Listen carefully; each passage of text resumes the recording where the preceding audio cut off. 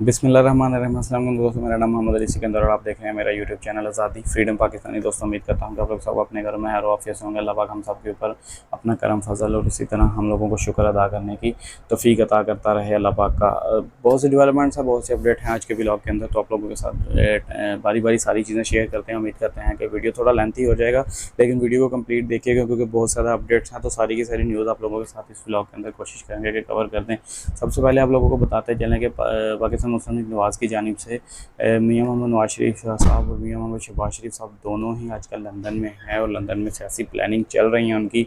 अब इसके ऊपर आज उन्होंने एक मीडिया ब्रीफिंग करते हुए सबसे पहले तो मियां मोहम्मद नवाज शरीफ साहब के पाकिस्तान आने का जो टाइम है वो फाइनली डेट कंफर्म कर दी गई है मियां मोहम्मद नवाज शरीफ की जानिब से। उन्होंने कहा कि 15 अक्टूबर को नवाज शरीफ मतलब पाकिस्तान के अंदर जो है वो आ जाएंगे और आने के बाद उन्होंने कहा कि वो सामना करेंगे अपने मतलब जितने भी उनके ऊपर मामला हैं, जितने भी उनके ऊपर केसेस चल रहे हैं, उन सारे केसेस का सामना करेंगे। उसके बाद हम लोग एक लीगल तरीके से जो है वो इंतखाबी मुहिम चलाने का आगाज़ भी करेंगे। और हमें पूरा यकीन है कि नवाज शरीफ साहब जो हैं, शहबाज शरीफ साहब ने आज नवाज शरीफ साहब की बड़ी तारीफ़ें की हैं बाय द वे पाकिस्तानी। ये बड़ी हैरत की बात है क्योंकि आज दोनों भाई खड़े थे, तो शायद इसी वजह से शहबाज शरीफ साहब को मजबूरी उनकी तारीफ़ करनी पड़ी क्योंकि अंदर के जो मामला हैं वो पाकिस्तानियों को भी पता है और हमें भी पता है और इस अवाम को भी पता है कि इन दोनों भाइयों के अंदर के जो मामला क्या हैं। खैर चलते हैं शहबाज शरीफ साहब की जानिब। शहबाज शरीफ साहब ने सबसे पहले तो कहा जी पनामा केस के अंदर तो तकरीबन 450 साढ़े 400 बंदा था जिसको मतलब इन्होंने नामजद किया था, लेकिन उसके अंदर मोहम्मद नवाज शरीफ साहब का तो दूर दूर तक कोई जिक्र ही नहीं था। अब डिटेल बता लें उसके बाद फिर हम अपने फैक्ट्स इसके ऊपर देते हैं आप लोगों को। उन्होंने कहा कि मियां मोहम्मद नवाज शरीफ साहब का तो दूर दूर तक जिक्र नहीं था पनामा केस के अंदर, लेकिन फिर भी मियां मोहम्मद नवाज शरीफ साहब को जैसे तैसे करके किसी की सीट को सूट के में नवाज शरीफ साहब का और मरीम नवाज का नाम पनामा के अंदर डाला गया। यही वजह है कि उन्होंने जेलें भी काटी और जेल में उनको नीचे सोने के लिए कहा जाता था और उनको सख्ती से ऑर्डर किया जाता था कि आप लोगों ने तो ज़मीन में सोना है, आप लोगों को ज़मीन में ही सोना पड़ेगा। तो जब आप लोग किसी के साथ जुल्म करेंगे तो खुद जब आप लोगों के साथ इस तरह हो रहा तो आप लोगों को तकलीफ़ होती है। और तब उन्होंने सबसे पहले और फिर वही बात आ जाती है पाकिस्तानियों के। अब सुप्रीम कोर्ट के अंदर क्योंकि इमरान खान साहब के चर्चे हैं, सुप्रीम कोर्ट के अंदर इस तरह इमरान खान साहब के हक़ की बात की जा रही है, तो यही हक़ की बात इन लोगों को चुभ रही है और यही हक़ की बात इन लोगों को तकलीफ़ दे रही है। और हमेशा से इनकी जो पॉलिसी रही है पाकिस्तानी वो आप लोगों के साथ शेयर। शहबाज शरीफ हो जाएँ, मियां मोहम्मद नवाज शरीफ साहब हो जाएँ, मरीम नवाज साहिबा हो जाएँ या हमदा साहब हो जाएँ, जो भी है वो सारे के सारे बंदों का मामला यही रहा है कि वो हमेशा से चीज़ों के ऊपर मतलब कभी भी ये टिक के नहीं बैठ सकते। ये हमेशा उस अदारे को टारगेट करते हैं जो अदारा किसी दूसरी अपोजिशन पार्टी के बारे में अगर वो हक़ और सच के ऊपर भी फैसला कर देता है, अगर वो राइट फैसला भी कर देता है तो वो चुपता है। इन लोगों को उमर अता बंदरयाल साहब के ऊपर आजकल इनका जो चीफ जस्टिस ऑफ पाकिस्तान है सुप्रीम कोर्ट के, उनके ऊपर आजकल इनका एक टांका अड़ा हुआ है। उनके ऊपर इन्होंने तनकीद करने का जो एक प्रोपेगेंडा स्टार्ट किया हुआ है वो इनका चलता रहेगा, लेकिन चीज़ें अल्हम्दुलिल्लाह इमरान खान साहब के हक़ में आती रहेंगी। अब इनकी तरफ से तो प्रोपेगेंडे होते रहेंगे, लेकिन खैर इनके प्रोपेगेंडे को कोई अहमियत नहीं दे रहा क्योंकि जब इनकी अहमियत नहीं है पाकिस्तान के अंदर तो इनके प्रोपेगेंडे की भी अहमियत नहीं होगी। लेकिन अफसोस के फिर भी ये करते रहते हैं क्योंकि शर्म नहीं है ना। जब शर्म नहीं होगी तो डेफिनेटली फिर ये बातें भी करते रहेंगे क्योंकि ना इनको अपनी इज़्ज़त की परवाह है ना अगले की इज़्ज़त की परवाह होती है। ये जिससे बातें करते हैं। अब इन्होंने कहा कि उमर अता बंदरयाल साहब तब आपके रहते जब मियां मोहम्मद नवाज शरीफ साहब और मरीम नवाज साहिबा बगैर बेकसूर होने के बावजूद उस केस का सामना कर रहे थे और अदालतों के अंदर और जेलों के अंदर उन्होंने टाइम गुजारा, तो तब आप लोग किधर थे, तब आप सोए हुए थे। दोहरा मेयार इस्तेमाल मत किया करें, आप लोगों को हक़ाइक़ के लिए बैठाया गया तो आप लोग हक़ और सच का फ़ैसला करें। तो हक़ और सच का फ़ैसला करें तो वो आप लोगों को तकलीफ़ होती है। शहबाज शरीफ साहब उमर अता बंदरयाल साहब हक़ और सच के ऊपर ही बात कर रहे हैं, वो गलत बात तो नहीं कर रहा। वो तो यही कह रहा है कि हुमायूं दिलावर साहब ने जो गलती की है उस गलती के ऊपर उनको सज़ा मिलनी चाहिए और उन लोगों को साइडलाइन कर दिया। जो पाकिस्तानी आप लोगों को इसी ब्लॉग के अंदर अपडेट भी कर दें कि हुमायूं दिलावर साहब जो हैं वो भी अपने ओहदे से इस्तीफ़ा दे दिया गया है। ये इस्तीफ़ा उनसे तलब किया था आमिर फ़ारूक साहब ने आज हाई कोर्ट के अंदर। जो आप लोगों के साथ आज पिछले ब्लॉग के अंदर हम लोगों ने आप लोगों के साथ शेयर किया ना कि जो आज इस्लामाबाद हाई कोर्ट के अंदर जितनी भी उसके ऊपर डिटेलिंग वगैरह और जितनी भी अपडेट वगैरह हुई है उसके ऊपर आज उन्होंने मतलब हुमायूं दिलावर साहब को उसको फ़ारग कर दिया। अब हुमायूं दिलावर साहब अगर हक़ और सच के ऊपर इमरान खान साहब को सज़ा दे के लंदन चला गया था तो शहबाज शरीफ साहब मेरा आप लोगों से सवाल ये है कि फिर उसके ऊपर हुमायूं दिलावर साहब को फ़ारग क्यों कर दिया गया, क्योंकि वो तो बेचारा जेल में बैठा हुआ। अब आप ये भी इमरान खान साहब के ऊपर डाल दीजिएगा, ये भी यहाँ मतलब आप उमर अता बंदरयाल साहब के ऊपर डाल दीजिएगा। उन्होंने कहा कि उमर अता बंदरयाल साहब ने नवाज शरीफ साहब को पनामा के अंदर नवाज शरीफ साहब का तो दूर दूर तक नाम ही नहीं था। उन्होंने कहा हम लोगों को तो कभी पूरा कंप्लीट मौका ही नहीं प्रोवाइड किया, हम लोगों को तो हमेशा पाकिस्तान की खिदमत करने के लिए वज़ीर-ए-आज़म बनते हैं नवाज शरीफ साहब, हम इक़्तिदार में आते हैं लेकिन हम लोगों को 5 साल पूरे तो आपकी करतूतें नहीं है ना, आपकी माज़रत के साथ आप लोगों की शबाशी सब करतूतें इस काबिल नहीं है। अगर आप लोगों को अभी आप लोगों को 2.5-3 साल बाद या नाअहल कर दिया गया है, या मतलब आप लोगों के ऊपर सो मोटो वगैरह लेकर आया गया है और आप लोगों को मतलब उतार दिया गया है, या आप लोगों को अपना वज़ीर-ए-आज़म चेंज करना पड़ गया है। लेकिन खुदा ना करे अगर नवाज शरीफ साहब 5 साल पाकिस्तान के अंदर वज़ीर-ए-आज़म रह जाएं, तो फिर आप लोगों को पाकिस्तान का क्या सत्यानाश करेंगे। अभी तो आप लोगों को 2.5-3 साल बाद उतार दिया जाता है, तो पाकिस्तान का आप लोगों ने ये हाल करके रख दिया। तो अगर आप 5-5 साल पूरे करने लग पड़ेंगे तो आप तो पाकिस्तान का बेड़ा गर्क करके चले जाएंगे। माज़रत के साथ ये लफ्ज़ इस्तेमाल करने पड़ते हैं। अब शहबाज शरीफ साहब वहाँ पर 5 भाई के हक़ में काफ़ी ज़्यादा बोल रहे थे। उन्होंने कहा कि जी नवाज शरीफ साहब ने तो कभी इस तरह के कोई मामलात किए नहीं हैं, और नवाज शरीफ साहब तो कभी किसी मुजरिम साबित ही नहीं है। जी अब मुजरिम साबित नहीं है नवाज शरीफ साहब, पनामा के अंदर उनका केस नहीं है। पनामा की रिपोर्ट इमरान खान ने शाया नहीं की थी, या मतलब उमर ताब बंदरयाल साहब ने शाया नहीं की। सुप्रीम कोर्ट ऑफ पाकिस्तान की तरफ से पनामा केस की रिपोर्ट जो है वो नहीं आई थी। उन्होंने कहा कि 450 बंदा था, 450 बंदे के अंदर कोई भी बंदा है, सारे के सारे बाहर हैं, सबके ऊपर किसी के ऊपर कोई कार्रवाई नहीं की गई। भाई इनके ऊपर ही कार्रवाई की गई क्योंकि ये चोर थे। एक तरफ आप कहते हैं कि ये चोर नहीं है, एक तरफ आप कहते हैं कि पनामा के साथ इनका दूर दूर तक, शहबाज शरीफ साहब आप कहते हैं कि दूर दूर तक पनामा के अंदर इनका कोई तल्लक वास्ता नहीं है। बाद में आप लोग फिर ये कह देते हैं कि 450 बंदे में से सिर्फ यही 2-3 बंदे हैं जिनके ऊपर कार्रवाई की जा रही है, या पाकिस्तान ही पनामा केस के ऊपर जो JIT वगैरह बना के ये पूरी की पूरी कार्रवाई की गई, और नवाज शरीफ साहब को जो है वो मतलब पाकिस्तान से बाहर जाना पड़ेगा, फिर प्लेटों का बहाना करके, या मतलब उनके जो बीमारी का मसला बन गया था नवाज शरीफ साहब का, उसके ऊपर फिर उनको बाहर भी चला जाना का। तो अगर इतने ही सच्चे तो फिर रह जाते पाकिस्तान में, वो भी तो बैठा हुआ पाकिस्तान में। अब नवाज शरीफ साहब के ऊपर तो एक मुकदमा हुआ तो वो लंदन भाग गए। इमरान खान साहब के ऊपर तो 200 मुकदमा आप लोग कंप्लीट कर चुके हैं। डबल सेंचुरी आप लोगों ने मुकदमों की बना दी है इमरान खान साहब के ऊपर, और वो अभी तक स्टिल पाकिस्तान में बैठा हुआ है, वो बाहर जाने का नाम नहीं ले रहा। उल्टा आप लोगों की तरफ से उनको ऑफरें की जा रही हैं कि इमरान खान साहब खुदारा पाकिस्तान से बाहर चले जाए, हम थोड़ा सा और खा लेने दें पाकिस्तान को।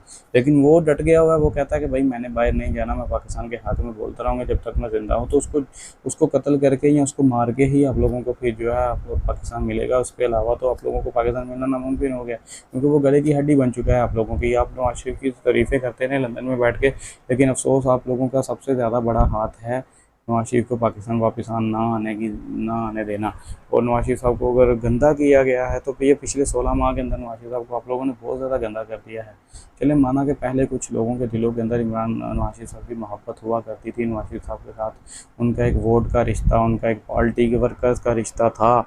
ये पाकिस्तानी मेरी इस चीज़ के ऊपर एग्री करेंगे कि नवाज शरीफ साहब के साथ उनके बहुत ज़्यादा वोट और मोहब्बत के रिश्ते थे। लेकिन अफसोस अभी वो सारे के सारे रिश्ते ख़त्म कर दिए गए हैं, अभी वो सारे के सारे मामला ख़त्म कर दिए गए हैं। उसकी रीज़न ये है कि आप लोगों का जो 16 माह का करप्ट तरीन टाइम गुजरा है, क्योंकि आप लोगों ने अपने केसेस ख़त्म किए, आप लोगों ने IMF से मतलब हाई शराइत के ऊपर कर्ज़े लिए, आपने पाकिस्तान को डिफ़ॉल्ट कर दिया, आप लोगों ने सारे निज़ाम ख़राब करके रख दिए, बेड़ा कर। तो 13 जमातें थे ना, पहले एक जमात होती है, उसके 2-3 सीनियर लीडरशिप होते हैं, वो खाते हैं, उनके आगे वर्कर्स होते हैं, वो खाते हैं। लेकिन 13 जमातों को 1300 बंदे खाने वाले थे। तो 16 माह के अंदर जब 1300 बंदे खाने वाले हों, हाई प्रोफाइल बंदे, तो पाकिस्तान का बेड़ा गर्क करने में उन्होंने क्या छुपा का सच छोड़े हुए। यही वजह है कि आज अफसोस के साथ पाकिस्तान के अंदर निज़ाम जो है वो हालात बिल्कुल भी समझ से बाहर हो चुके हैं।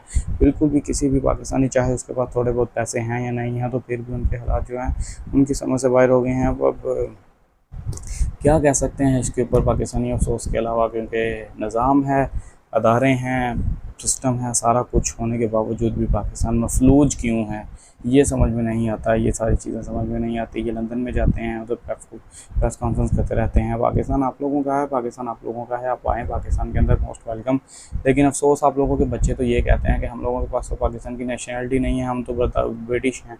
तो अगर आप ब्रिटिश हैं तो लंदन में भी हुकूमत कर ले, लंदन में भी आप लोगों को मे भी कि लंदन वाले भी आप लोगों को चांस देते हैं, और लंदन वाले आप लोगों को कोई वहाँ पे मेयर वगैरह बना देंगे, तब वहाँ पे बहुत ज़्यादा पाउंड्स के अंदर पैसे मिलेंगे आप लोगों को, क्योंकि आप लोगों को लंदन पसंद भी बड़ा। लेकिन अफसोस के ये भूल जाते हैं, असल में ये चीज़ें भूल जाते हैं कि पिछले दिनों के अंदर सुप्रीम कोर्ट के अंदर मरीम नवाज साहब की जो सज़ा को मुअत्तल किया गया, नवाज शरीफ साहब को सज़ा को मुअत्तल किया गया, तो ये अपनी चीज़ें भूल रहे हैं। ये मतलब अपने सिस्टम चला रहे हैं, इनको ये नहीं समझ आती कि उमर अता बंदयाल साहब को टारगेट करने की वजह क्या है। अभी सुप्रीम कोर्ट के अंदर इमरान खान का कोई केस नहीं आया, अभी सुप्रीम कोर्ट ने किसी किस्म की इमरान खान के केस के ऊपर समाअत नहीं की, तो फिर आपको उमर अता, आज तो जो ब्रीफिंग दी गई है वो आमिर फ़ारूक साहब की की तरफ से दी गई है। इस्लामाबाद हाई कोर्ट के अंदर ब्रीफिंग दी गई है शहबाज साहब, तो आमिर फ़ारूक साहब को पकड़ें जाके। इस्लामाबाद हाई कोर्ट के ऊपर आप बात करें ना तो हम लोगों को समझ में आता है, लेकिन आप लोगों का target he supreme court of Pakistan है। इसी वजह से आप लोगों ने नवाज शरीफ साहब की जो टाइमिंग है आने की वो डिले करते हुए सितंबर छोड़ के अक्टूबर में ले गए हैं कि भाई बिल्कुल ही इनका जो सिस्टम है उमर अता बंदा साहब का, तो 1 महीने होगा ना कि उमर अता बंदा साहब के पाकिस्तानी अगर आप लोगों को बताते चलें, क्योंकि जो मुद्दत पूरी हो रही है वो 16 सितंबर को पूरी है, लेकिन नवाज शरीफ साहब पाकिस्तान में 15 अक्टूबर को आ रहे हैं। यानी कि फिर इतना डर है इन लोगों के दिल में कि कहीं नवाज शरीफ साहब आ जाएँ तो उमर अता बंदा साहब की जो मुद्दत है उसके अंदर तस्हीह ना कर दी जाए। तो इसी वजह से इन लोगों को इतना डर है कि ये 1 महीना टाइम ऊपर ले गए हैं। यानी कि उमर अता बंदयाल साहब अगर 16 सितंबर को अपने ओहदे से अपने ज़िम्मेदारियां पूरी करके ख़त्म कर रहे हैं अपनी मुद्दत को, उसके बाद अगर उसमें थोड़ा सा हो सकता है कि उनकी मुद्दत में तस्हीह कर दी जाए, हो सकता है कि मतलब उसके बाद कोई ऐसा वज़ीर, ऐसा सदर या ऐसा चीफ जस्टिस ऑफ पाकिस्तान आ जाए कि जो मतलब इनके हक़ में बेहतर ना, तो वो सारी की सारी डेवलपमेंट्स करने के बाद ही ये चीज़ों को प्लान कर रहे हैं। यही रीज़न है कि नवाज शरीफ साहब को सितंबर में लाना इनके पास की बात नहीं है। ये अक्टूबर के मिड में लेकर आएंगे नवाज शरीफ साहब को। और उनका सबसे ज़्यादा इस टाइम अगर इनकी किसी चीज़ बंदे पे या किसी पाकिस्तान के अदारे के किसी बंदे पे नजरें हैं तो वो काजी फाइज ईसा साहब हैं। काजी फाइज ईसा साहब इनको बस चाहिए। चीफ जस्टिस ऑफ पाकिस्तान के तहत के ऊपर काजी फाइज ईसा साहब बैठे हुए चाहिए इन्होंने, और इनको बस उनके अलावा और कोई चीज़ नज़र नहीं आती। साथ में शहबाज शरीफ साहब ने आज ब्रीफिंग के दौरान ये भी कहा, उन्होंने कहा कि इलेक्शन कमीशन ऑफ पाकिस्तान की टीम के साथ हमारे सीनियर लीडरशिप की बातें हुई हैं। नवाज शरीफ साहब के कहने के ऊपर बंदा पूछे नवाज शरीफ साहब को क्या तुक बनता है, क्या वो इलेक्शन कमीशन के साथ अपनी सीनियर लीडरशिप को भेजे के जाएँ जो उनसे मीटिंग करके आप लोगों का इलेक्शन कमीशन साहब के साथ क्या मसला है। इलेक्शन कमीशन तो इलेक्शन कमीशन तो एक न्यूट्रल अदारा है, उसको न्यूट्रल तरीके से काम क्यों नहीं करने देते। आप लोगों की पार्टीज़ वहाँ पे जाकर क्यों बैठ के कर रही हैं, आप लोगों की सीनियर लीडरशिप वहाँ पे जाकर क्यों बैठे। आप लोगों को ये जानना है कि आप लोगों को बहुत ज़्यादा दर्दनाक और जुल्मनाक शिकस्त होने वाली है, आप लोगों को ये चीज़ें जाननी है वहाँ पे जाके। आप लोग इलेक्शन कमीशन में करने क्या जाते हैं, कभी आप डोनाल्ड लू को वहाँ पे लेके चले जाते हैं, कभी आप लोगों की अपनी सीनियर लीडरशिप वहाँ पे बैठी होती है जाके। तो चीज़ों को तो आप खुद सॉर्ट आउट होने नहीं दे रहे, चीज़ों को तो आप खुद सही नहीं होने दे रहे, फिर आप सारे के सारे इल्ज़ाम लगाते हैं इमरान खान साहब।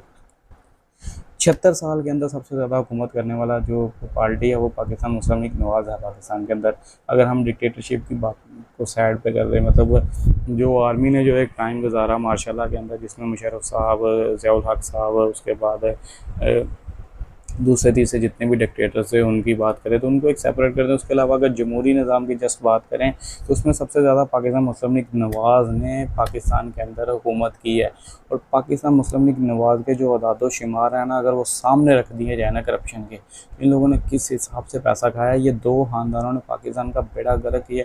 और ये कहते हैं हम लोगों ने तो बड़ा कुछ कर दिया था, लेकिन वो इमरान खान ने जो 4 साल में पाकिस्तान का बेड़ा गर्क किया ना, उसकी मिसाल नहीं मिलती। मुझे अफसोस है, ये कहना पड़ता है आप लोगों ने पाकिस्तान के अंदर 35 साल के अंदर जो बिल्डिंगें बनाई हैं वो 4 साल में टूटती नहीं हैं।